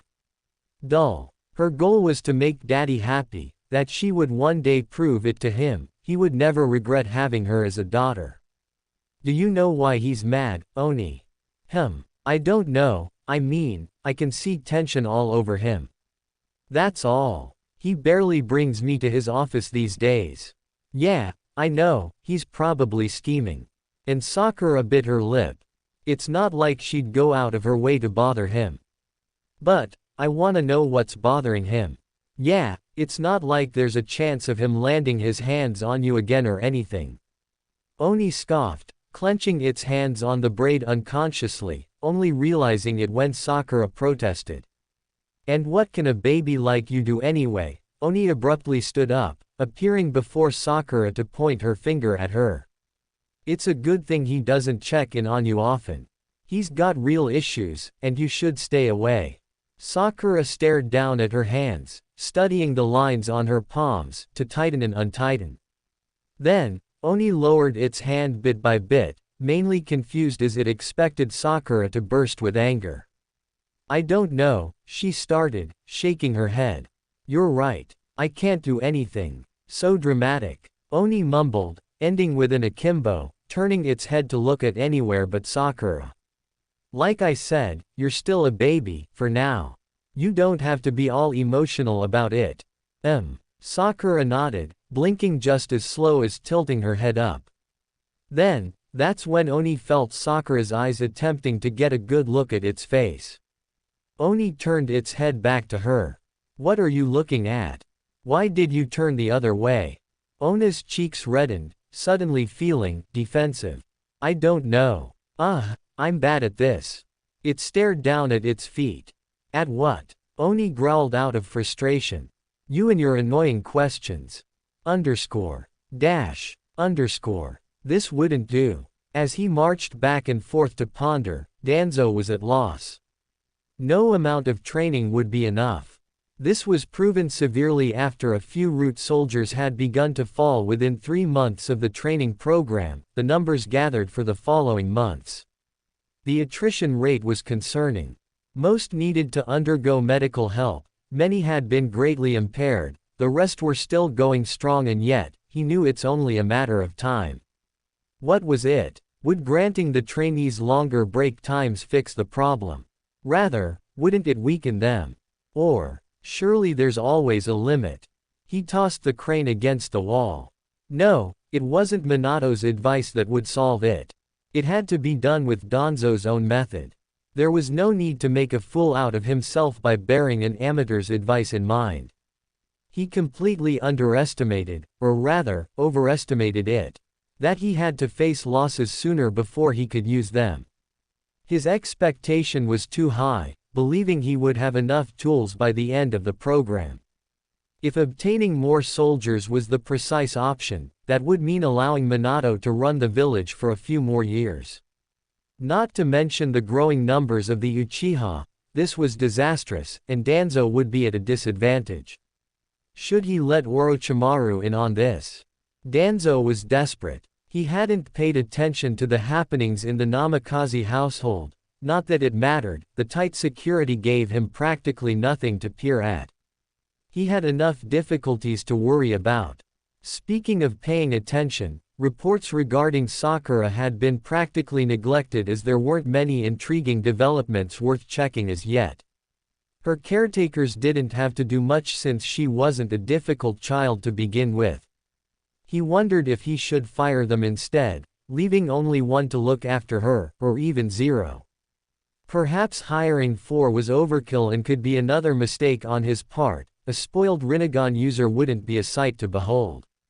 He froze. Spoiling, the word fled without a sound, spiraled within his mind and unconsciously chanted until the realization slapped him. Because he himself had already spoiled her, and he was sickened of the many foolish mistakes he'd made without careful consideration. Sakura was meant to be used. Yoji, the aforementioned root agent, a rather significant one as Danzo deemed him fit to be his right-hand man, soundlessly showed up. Aburame Yoji was mute, capable of employing insects to talk in order to make it seem as though it was his voice, static and monotone. Fire all of Sakura's nannies for me, he demanded. Not once did he look at Yoji. I will take care of her myself. Yes sir, Yoji saluted. He sunshined to the Shimura compound, did his task as fast as he could. Sakura was eating her meal in peace. A temporary peace that had to be shattered when one of Danzo's root agents fired the women who were looking after her. She couldn't even pout because she was that upset. Who's going to make my food now? She wondered, ignoring her inkling of suspicion on the possibility of having to starve in the near future because her daddy might tell her to and she would listen to him. always, even though it might hurt her. As she watched them getting dragged out, Danzo arrived in front of her with a small, 10-year-old boy who had shoulder-length, straight gray hair and black eyes. Shin will be tutoring you on how to read and write, as well as teaching you the 12 hand signs. Study well. Shin smiled. Nice to meet you, Shimura Sakura. I'm Shin. Sakura looked between Danzo and Shin, and nodded. Okay. And learned she did. To comprehend basic education for her age over the following months at a rapid pace, she flourished. Underscore. Dash. Underscore. It occurred during the tutoring sessions. An earthquake broke out across the village, rattling the compound, and a few properties shattered to the ground. With a crayon escaping Sakura's crayon and a minuscule, but visibly widening eyes, it invoked an emotion within her inner space. Fear. She felt Shin's hands on her to lift her up before she could scream. He was on alert, prepared to flee with a primary intent to protect. Danzo slammed open the door to the room. Shin, I'm taking her with me. Danzo grabbed Shin's shoulder and threw him off Sakura. He picked her up and held her over his waist. Danzo-sama. The QB. Shin's eyes widened only a minuscule, back straight as he stood for a command. Danzo narrowed his eyes at Shin for visibly flinching under a spine-chilling scream and eerily halted, possibly crushed under a pile of waste that was once a part of his property. Locate your team and avoid triggering suspicion. He stopped speaking, interrupted by the demon's ear-splitting roar. I expect subtle work as usual. He clicked his tongue after he felt Sakura trembled. Execute each task well. With a silent bow before he took off, Shin furrowed his eyebrows at the chaos before him. Fists tightening, a deep breath to repress his fear. Danzo was one step away from moving when Sakura started to wail, a growing anger building up all over him, yet he chose to close his eyes. He pinched on her arm, holding his hand with a little more strength on her wrist when she wouldn't stop whimpering. Enough. She froze, eyeing him up in silence. He took it as a cue to get going before he too could end up beneath a pile of construction fragments. Sakura Haruno at 4 years old. Danzo sat in an underground meeting room in the root headquarters, with several men and one woman, and one Orochimaru. Consider Sakura as your own daughter, Fuyamanaka and Torun Aburame, Tatsuma Aburame, and Yoji Aburame. I trust you each to babysit Sakura while I'm off doing official business, taking turns. Make sure the secret of her Rinnegan does not get out, Danzo instructed his henchmen. As for you, Nono Yakushi, you healed Sakura during your first day meeting Sakura. You know about her Rinnegan. You must also ensure that the secret does not get out, or else I will personally slaughter your entire orphanage. Nono nodded. Yes, Danzo-sama. Good. Nono, you are in charge of healing my daughter from any side effects of what's about to get administered to her, poison. Both Orochimaru's poisons, and the Aburame's variants of poisonous bugs, the poisons generated from each unique bug. Yamanaka, you are in charge of making sure that Sakura does not suffer any brain damage from any of this. Right now. Yes sir, they all saluted, although the less jaded root members were internally cringing at the heartlessness of all this. Fuyamanaka stepped forwards and placed his hand over Sakura's forehead. Shit. Oni retreated and zapped herself out of Sakura's mind. Sakura was alone now, mentally. Fuyamanaka began doing constant brain scans of Sakura's brain to make sure no brain damage happens and to cure anything that might happen. You may begin. Danzo pulled a cart of 100 needles and vials. This entire thing was a custom gift from Orochimaru. No, stick each of these into Sakura. We will be here all night. We will be doing this every day for a few months. We're trying to get Sakura immune to all poisons. Nono stuck several of the needles and vials of poisons, all liquids mixed and invented by Orochimaru, into Sakura. Sakura felt the pain from each needle sting, and she felt Orochimaru's liquids, ninja viruses, and infections entering her body, but she did not react outwardly. Nono stuck more needles into Sakura, shuddering and healing Sakura whenever she had a fever. Don't worry, Nono, Sakura. These are vaccines, Danzo smirked smugly. Danzo, her immune system is getting overloaded. Nono protested. Oh, then we will do this over the course of a few months, until every single vial has entered her and until she's gained immunity to all poisons. One last thing, Abarames and Nono, meet up here again with Orochimaru next week. I'm getting Sakura immune to your bugs too. Make sure to steal all of the Abarame bug variants. Procure them somehow, whether through social engineering or outright stealing. Bring them all here. Then Orochimaru will create vaccines for them. Orochimaru will also bring snake poisons. Orochimaru will be forming here for a few months until we get Sakura's immune system to be as impenetrable as a god's. Aye, sir. The following week, Orochimaru was there. Orochimaru brought along various snake vipers and venoms, along with vaccines and antibiotics. The procedure to make Sakura immune to all the poisons was a delicate task. Sakura was the first test subject for this program. The Abarames had various bugs bite Sakura with their most lethal poisons, and Orochimaru and Nono Yakushi worked together and gave Sakura vaccines to the poisons, and healed all her injuries too. Orochimaru asked, wouldn't this process be a lot faster and easier with Tsunade Heim here? Why is this second-rate healer here anyway? Orochimaru made a dig at Nono. Nono grit her teeth. Orochimaru-san, don't distract me, I'm just trying to heal. Shut up, Orochimaru, unless you have the capacity to bring Tsunade here yourself, Danzo growled. Never mind, Orochimaru chuckled. He continued summoning baby snakes filled with viper to bite at Sakura's arms. Then he administered special vaccines and antibodies to cure Sakura. The Abarames also assisted by letting their poisonous bugs bite Sakura, and having Orochimaru and Nono cure Sakura of them too. Sakura's eyes looked cold and heartless, glazed over while this was happening.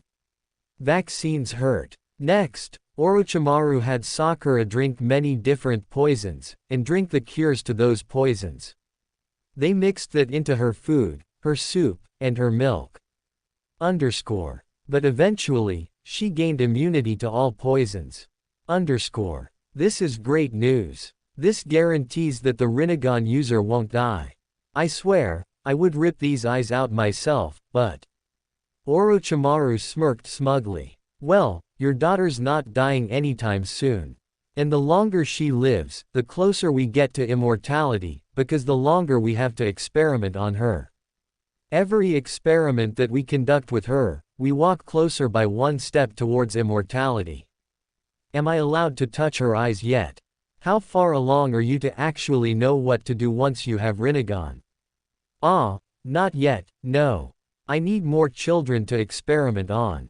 But I've almost made breakthroughs with the Senju cells. Once I make the breakthroughs, I'll be ready for immortality experiments.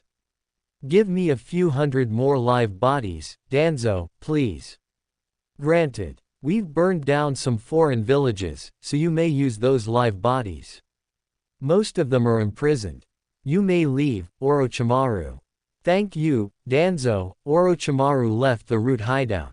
Nono, Abarames, and Yamanaka, your work here is done. Yamanaka, stay with me. Abarames and Nono, you may leave. Nono and the Abarames left the room as a result.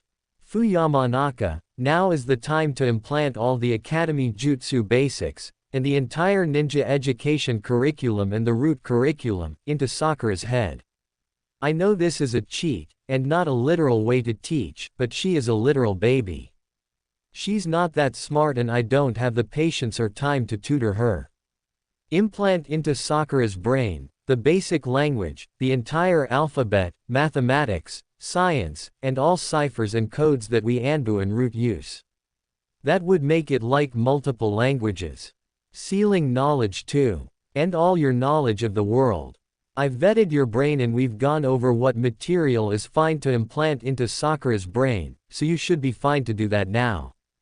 Do this in increments whenever you suspect brain overload on Sakura. Yes, Danzo-sama, Fu Yamanaka agreed. I'm not as good as Inoichi Yamanaka, but I will do my best. Good. You'd better. We stole so much training material from the Yamanakas, so there's no way you'd fail on me. Your services are needed, for this is about the future of the shinobi world and the protection of our village. Yes, sir. Fu Yamanaka placed his head over Sakura, and implanted all memories into the young toddler's brain. Sakura fainted from the information overload. Danzo merely shrugged. We'll just do more of this tomorrow, then. And the following day, and the day after that. We'll keep going until Sakura reaches adulthood, as the smartest ninja in Konoha. Fu, always keep absorbing useful memories from smart shinobi, and implanting those memories into Sakura. We need to kidnap more civilian nobles who have a good language understanding, and implant their memories of elegant nobility lessons onto Sakura. That way, Sakura can masquerade as nobility someday. And act the part as my daughter, as well. Either way, nobles are more well-read than shinobi, so get their memories too. And steal the memories of Konoha's cipher division. They're smart code crackers, and I want that for Sakura. Fu panicked but nodded. Yes, Danzo-sama. I will make sure to do this every day to Sakura, and give her a few days off when I sense that her brain can't handle all the experiences and knowledge. Good. Danzo nodded. Add some of Root's kills to her memories to desensitize her to death. Yes, Danzo-sama. So they proceeded to do precisely that. Every day, Sakura would get tutoring lessons from Fu Yamanaka, but they were merely life hacks where Fu would place his hand over Sakura's forehead, and implant all the memories and comprehension into her head. In a few months, Sakura was able to speak verbally and eloquently. Sakura knew the entire alphabet, and several thousand vocabulary words, and was able to string together full sentences. Sakura knew mathematics, fuinjutsu, and basic academy jutsu and how chakra works, and how to mold chakra.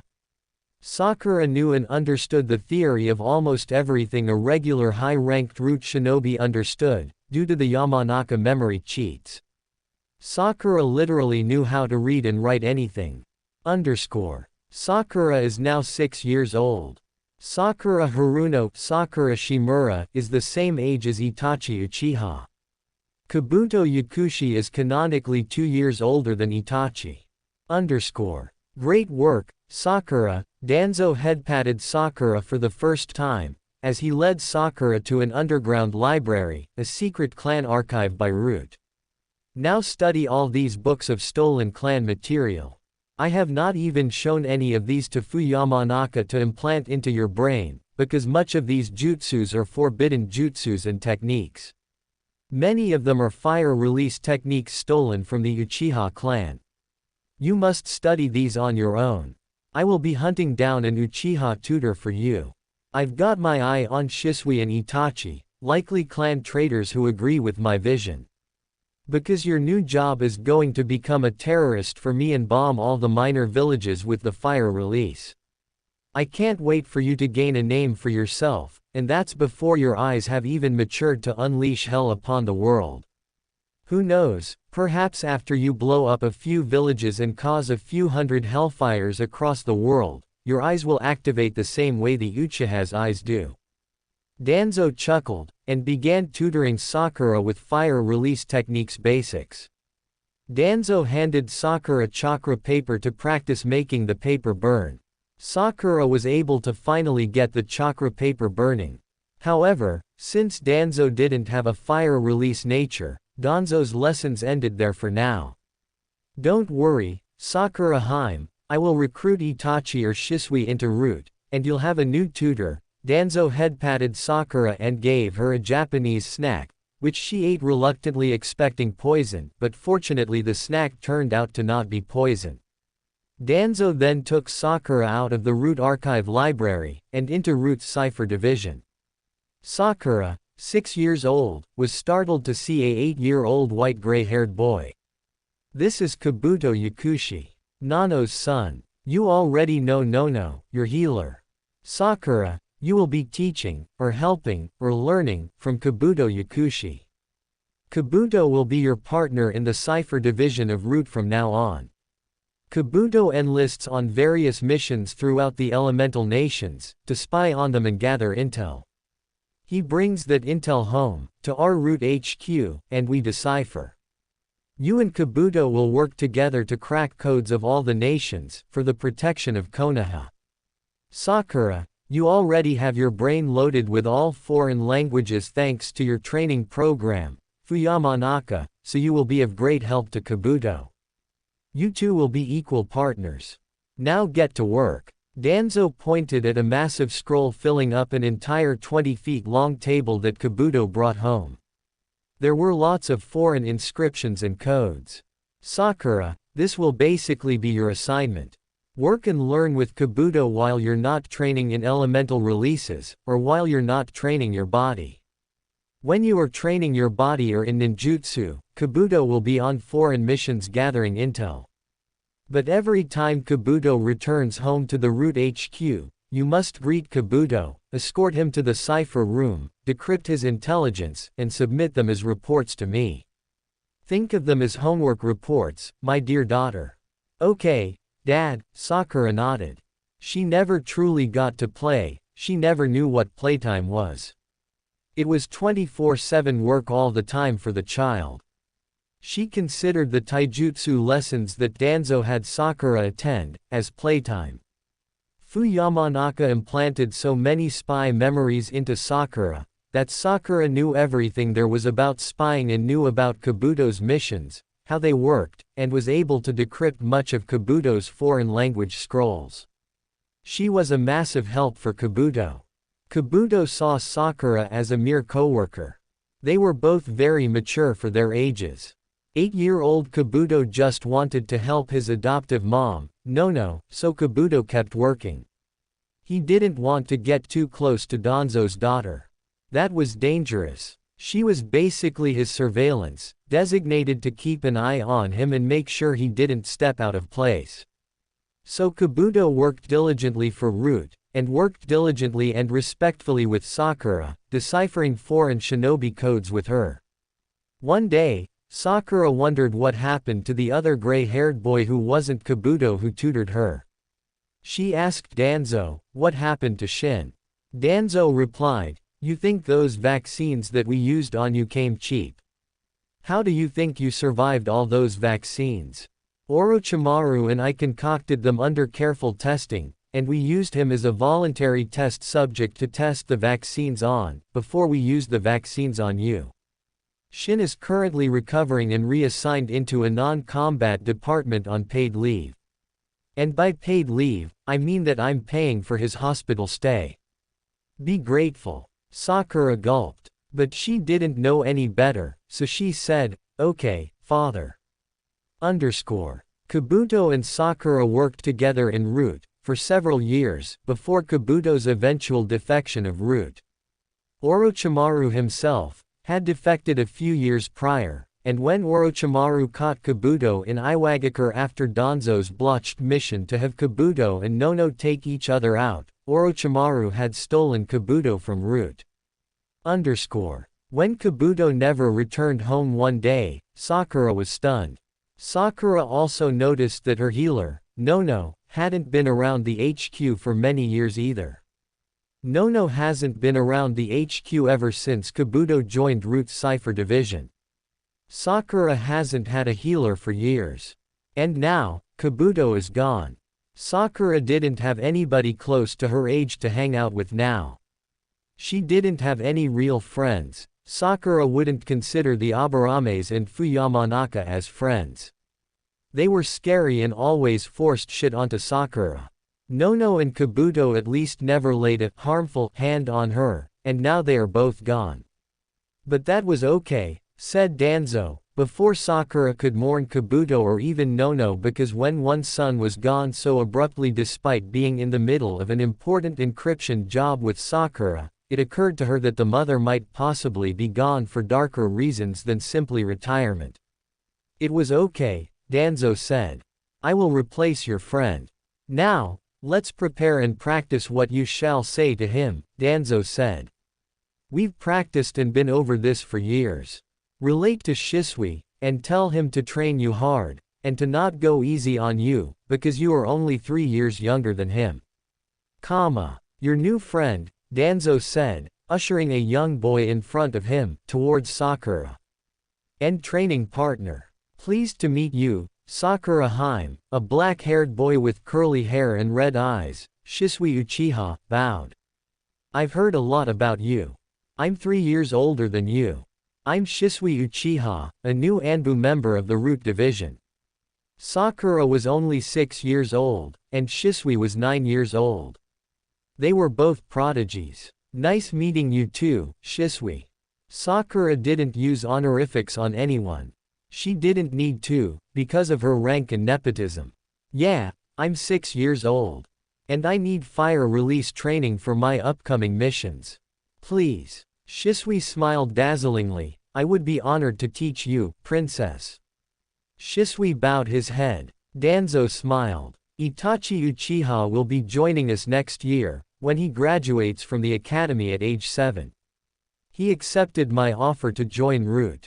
Shisui, your recruitment of the Uchiha clan heir was a success.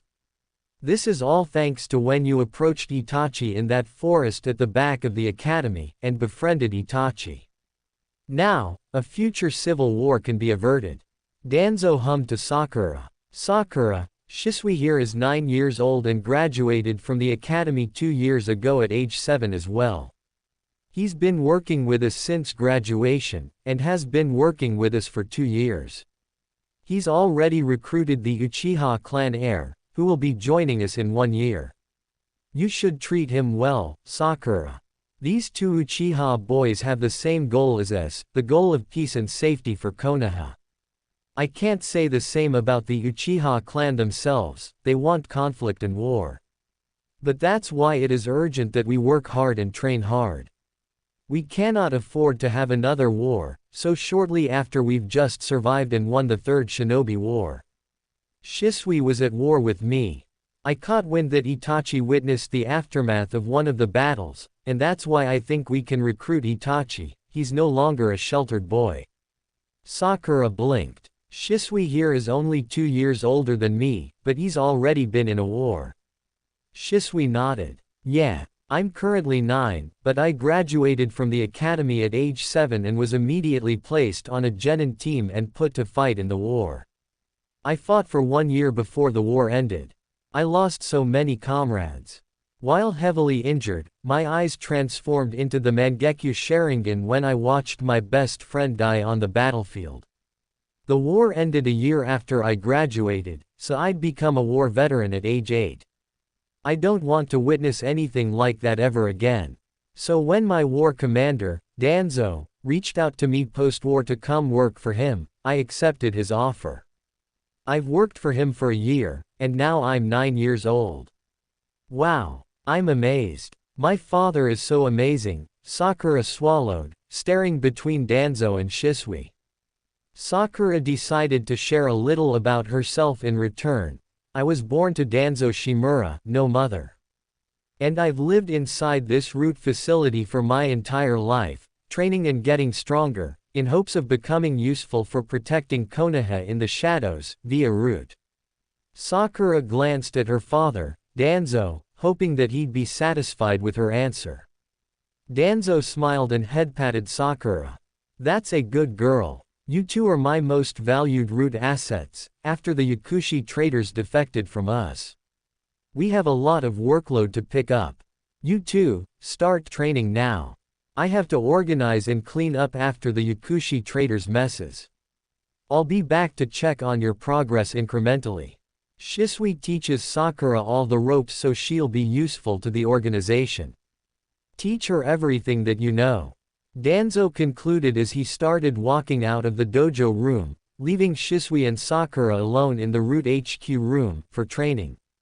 Shisui was one of Danzo's first converts, and Itachi will be next. The hate and spite of the Uchiha clan are radicalizing their children to come to the other side. Shisui was going to train Sakura in fire release techniques, to prepare to send Sakura out onto the field. It was all Danzo's plan, to replace two significant agents that he'd unfortunately lost, the two Yakushi traitors.